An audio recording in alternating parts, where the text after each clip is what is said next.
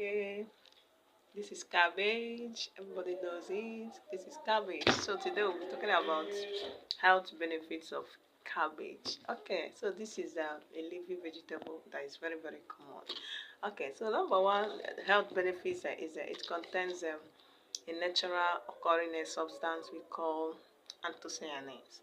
So that anthocyanins help to fight inflammation. So this leafy vegetable, this cabbage you are seeing here, contains that anthocyanin that helps to fight inflammation, be it inflammation of the joints, ankle, anywhere. Okay, number two is it keeps you strong because it contains vitamin C, also known as ascorbic acid.